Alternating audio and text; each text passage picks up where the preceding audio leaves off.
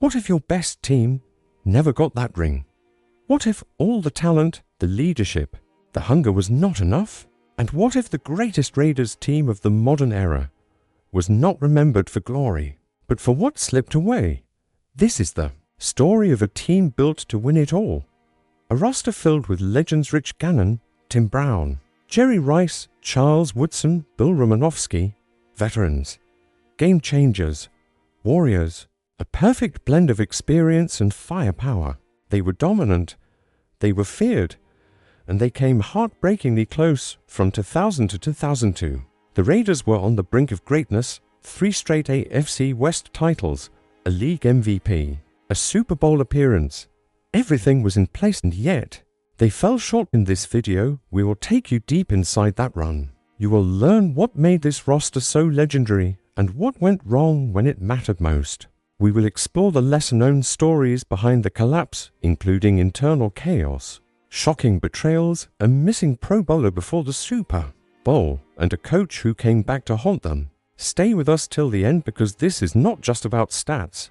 This is about heartbreak.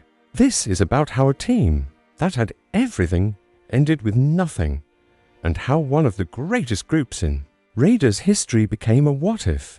Welcome to History of Raiders, the place where forgotten legacies live on. If you love the Raiders or love the drama behind football's greatest almost stories, make sure to subscribe, join our channel membership, and drop us super thanks to support content like this. Now let us go back to the team that should have finished the job. The year was 2000, a new millennium, and in Oakland something was building. After years of inconsistency and heartbreak, the Raiders were suddenly rising. This was not by accident. This was John Gruden's team, young, driven, and unafraid. Gruden brought an edge to the sideline that the Raiders had not seen in years.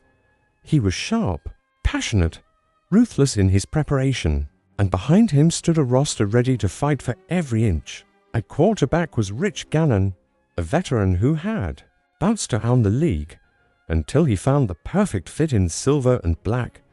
He was not flashy, he was not a superstar, but he was smart, tough, relentless, and in Oakland, he would become something more, an MVP. At wide receiver, they had greatness in stereo. Tim Brown, the lifelong Raider, still producing at an elite level. And beside him, Jerry Rice, the greatest receiver in NFL history, now wearing black and silver. Yes, Jerry Rice, at age 39, still outrunning younger defenders and torching secondaries. In the backfield, Charlie Garner was lightning. Tyrone Wheatley was thunder. Together, they gave the Raiders a one-two punch that wore defenses down quarter after quarter. Up front, they were anchored by the massive Lincoln Kennedy and the emotional center of it all, Barrett Robbins. The offensive line was one of the best in football. Tough, disciplined, nasty. On the defensive side, it was a mix of power and pride. Charles Woodson, a lockdown corner with the instincts of a ballhawk. Rod Woodson, a veteran Hall of Famer who brought leadership and range. Bill Romanowski, the ultimate enforcer, older, wiser, and still meaner than anyone else on the field. Kicker, Sebastian Unikowski, with a left leg that could launch missiles. By 2000, the Raiders were not rebuilding. They were not pretending. They were ready. 3 straight AFC West titles, one of the most complete rosters in football, and all the pieces in place. Began in 2000. The Raiders went 12-4, dominating the AFC West. John Gruden had finally molded the team into his vision, smart, aggressive, and balanced. Rich Gannon led the charge with over 3,400 passing yards and 28 total touchdowns. Tim Brown and Andre Risson were clutch. Tyrone Wheatley powered through defenses, and the offensive line gave Gannon all the time he needed. They were bullies in the trenches and artists through the air. They had the swagger of the old Raiders and the discipline of a contender. Oakland hosted the Ravens in the AFC Championship game, but the dream cracked that night. Early in the second quarter, Tony Siragusa landed a crushing hit on Gannon, driving him into the turf. His shoulder never recovered. Without their leader, the Raiders could not move the ball. The Ravens' defense won, of the greatest in NFL history shut them down. Just like that, the season ended 16-3, and the pain of what could have been began in 2001, the Raiders came back with even more fire. They finished 10-6 and added a new weapon, Jerry Rice. At 39 years old, he still looked like a magician in cleats. Rice and Brown both topped 1,000 yards. The offense clicked, but the defense showed cracks late in the year. Then came the infamous divisional round in snowy Foxborough. The Raiders were seconds from advancing. Then came Charles Woodson's perfect hit on Tom Brady, the fumble, the recovery, and then the tuck rule. In one of the most controversial moments in NFL history, the Patriots kept the ball, tied the game, and won in overtime. The Raiders walked off the field stun-dropped by a rule no one had even heard of before that night. But they were not done yet. In 2002, under new head coach Bill Callahan, the Raiders soared to 11-5. Rich Gannon was unstoppable. He threw for 4,689 yards and won NFL MVP. The Raiders torched the Titans in the AFC Championship to earn a trip to Super Bowl 37. But on the biggest stage of all, it all fell apart. The opponent, the Tampa Bay Buccaneers, coached by none other than John Gruden. At the heart of this team was a quarterback who defied the odds. Rich Gannon. Once labeled a journeyman, Gannon arrived in Oakland and became a force of nature. By 2002, he had mastered John Gruden's complex offense. That season, he threw for 4,689 yards, 26 touchdowns, and earned NFL MVP honors. He was accurate, calm under pressure, and dangerous with his legs when plays broke down. He was the pulse of the Raiders' rise and the engine behind their Super Bowl run. On the outside, two legends lined up side by side. Tim Brown, the longtime Raider who had seen it all: speed, skill, and hands of glue. And now beside him, Jerry Rice, the greatest receiver the game has ever seen. At age 39, Rice still ran crisp routes and made defenders look foolish. In 2001, both receivers topped 1,000 yards, combining for over 180 catches. They were the brain and soul of the passing game. No team could match the kind of experience and production in the backfield. The Raiders had balance and brutality. Charlie Garner was lightning-quick cuts, screen pass mastery, and open field burst. Tyrone Wheatley was thunder downhill, physical, and punishing at the goal line. Together, they kept defenses honest. They wore teams down, drive after drive. The offensive line, dominant. Lincoln Kennedy, a mountain of a man, held down the edge with raw power. And at center, Barrett Robbins was the glue smart, aggressive, and crucial to Gannon's protection. They gave Gannon time, and they created space for the run game to thrive. And on defense, the names echoed with legacy: Charles Woodson Young, fierce, and already one of the best corners in football. Rod Woodson, a veteran with Hall of Fame instincts, still making plays in the twilight of his career. Bill Romanowski, intense, brutal, and relentless. He brought a warrior's edge to the locker room. This team was not just talented, they were complete. Veterans, leaders, winners. Built not just to compete but to dominate. For all their greatness, the Raiders of 2000 to 2000 never brought home the trophy, and each year, the heartbreak came in a different form, one more brutal than the last in 2000. The Raiders were surging. They finished 12-4, earned home field advantage, and reached the AFC Championship game. But their opponent was the Baltimore Ravens, armed with one of the fiercest defenses the league had ever seen. Midway through the second quarter, disaster struck. Rich Gannon rolled out, looking for a pass. Ravens lineman Tony Siragusa drove straight into his shoulder, hard, deliberate, and devastating. Gannon was never the same that night. The offense stalled. The Raiders managed just 3 points. A season full of dominance ended in silence. 16-3 in 2001. They were back faster, smarter, and more dangerous with Jerry Rice in the mix. They stormed into the divisional round, facing the Patriots in snowy Foxborough. Late in the fourth, Charles Woodson delivered the perfect hit. Brady fumbled. Greg Beekert recovered. The game should have been over, but the refs invoked a little-known clause, the Tut rule. They called it an incomplete pass. The Patriots kept the ball. Vinatieri tied the game with a miracle 45-yard kick in a blizzard. Then, in overtime, he won it.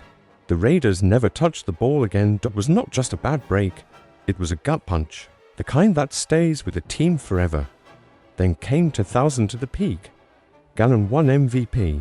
The offense was unstoppable.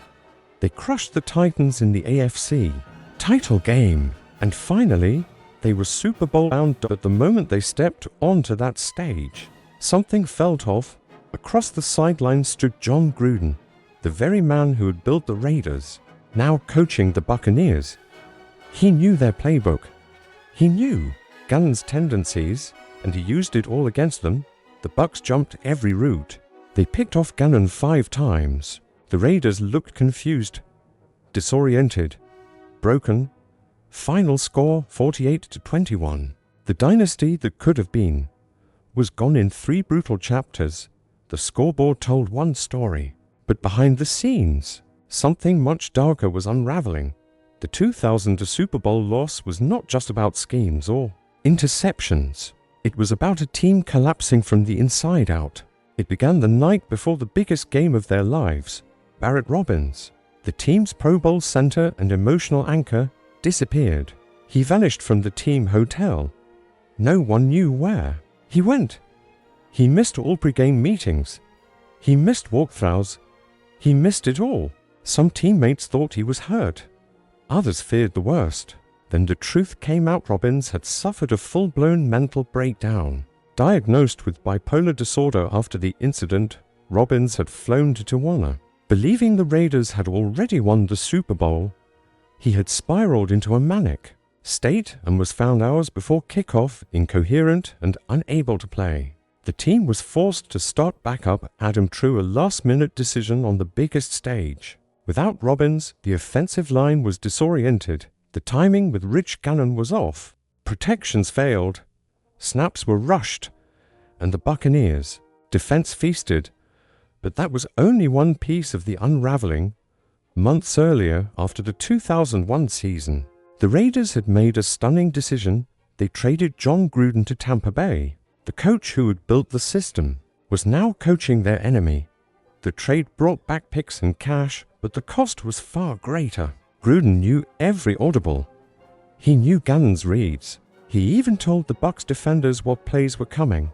They jumped routes, anticipated throws, and picked off 5 passes.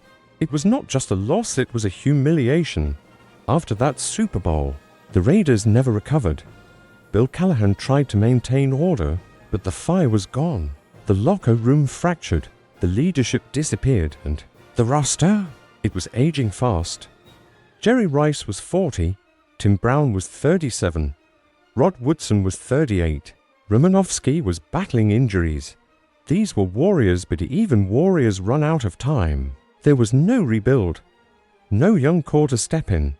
The team had gone all in for the moment, and now the moment had passed. What was once the most feared team in football faded into silence. Ask any Raiders fan who lived through the early 2000s, and you will hear the same thing. It was supposed to be our time. On forums, in Reddit threads, in YouTube comments, they still talk about it like it happened yesterday. One fan wrote, "It was a really shitty time. One of the best teams to never win it." Another said, "It felt like the league was stacked against us. Gruden builds a contender, then comes back to destroy us. I still hate that Super Bowl. This team meant something deeper. It was not just about talent, it was about hope." For a few years, Raider Nation believed again. They had been through the dark days of the 90s. They had waited, suffered, stayed, loyal, and then the team rose. Rich Gannon, Jerry Rice and Tim Brown, Woodson and Rod. They brought pride back to the silver and black. But when the fall came, it was not a stumble. It was a collapse of historic proportions. After the 2000 Super Bowl, the Raiders went into a tailspin, and according to Bleacher Report, it was one of the worst franchise declines in professional sports history. From 2003 to 2009, the Raiders lost 11 or more games in 7 straight seasons. They cycled through coaches, they missed on draft picks, They became a shell of what they were. The drop in winning percentage was staggering, a 117 spot plunge. No other franchise in the NFL, NBA, MLB, or NHL had fallen that hard after reaching the championship stage. And for fans, that pain runs deep, because it was not supposed to end like this. Not for that team, not for those players. They had it all: talent, chemistry, leadership, and somehow it all unraveled. Injury, controversy, mental health, betrayal. The kind of heartbreak that no stat sheet can explain. The kind of loss that turns legends into ghosts and turns believers into what-ifs. Time has passed. The players have retired. The coaches have moved on. But for many in Raider Nation, the early 2000s still feel like unfinished business. That team, those 3 seasons, left behind a legacy as one of the greatest NFL squads. To never win a Super Bowl, ask any analyst, any historian of the game, and they will say the same thing. From 2000 to 2002, the Raiders had the roster, the leadership, the experience, and the momentum. They were built to win it all, and yet they never did. The what-ifs hang over those years like storm clouds. What if Gannon never got hurt in 2000? That Ravens defense was legendary, yes, but before the hit, the Raiders were moving the ball. The offense had rhythm. The crowd was behind them. One injury, one hit, one shoulder changed everything. What if the tug rule had never been called in 2001? Woodson's hit was clean. The fumble was real. Had that call gone the other way, the Raiders would have run out the clock and advanced. The Patriots dynasty might have never started. The NFL timeline might have shifted forever. What if Gruden had never been traded? He knew the Raiders inside and out. He used that knowledge to dismantle them on the biggest stage of their lives. Without that trade, the Raiders would have entered the Super Bowl fully prepared with their true leader on the sideline. These are not excuses, they are open wounds. And for older fans, this era brings back echoes of another painful chapter: the 1974 Raiders. That year, John Madden led a powerhouse team featuring Ken Stabler, Fred Biletnikoff, Art Shell, and Jack Tatum. They went 12-2, dominated all season, but lost in the AFC Championship to the eventual Super Bowl champion Steelers. Just like the early 2000s squad, that team had it all. And just like this one, it ended in heartbreak. Both teams are now immortalized in Raiders lore, not for what they won, but for what they represented: grit, excellence, and the painful beauty of being so close to greatness. They had the roster, they had the coaching, they had the heart, and for a moment, Raider Nation believed it was destiny, but destiny never came. The early 2000s Raiders were not just a good football team, they were great, built with veterans, stars and leaders, a team that walked into every stadium with swagger and left defenses shaking.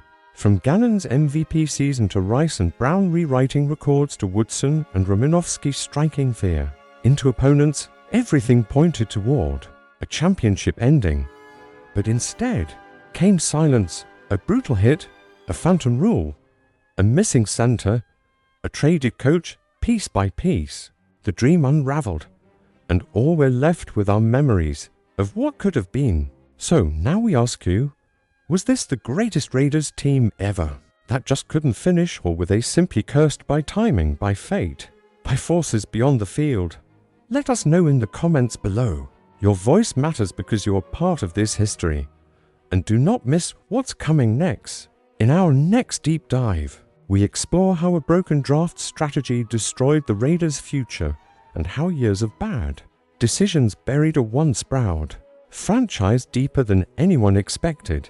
So if you love Raiders history, if you feel the heartbreak like we do, subscribe to History of Raiders. Join our channel membership for exclusive videos and support. And if this story moved you, consider dropping a super thanks to help us keep the legends alive. Because some teams win trophies, but others live forever through pain, pride, and memory.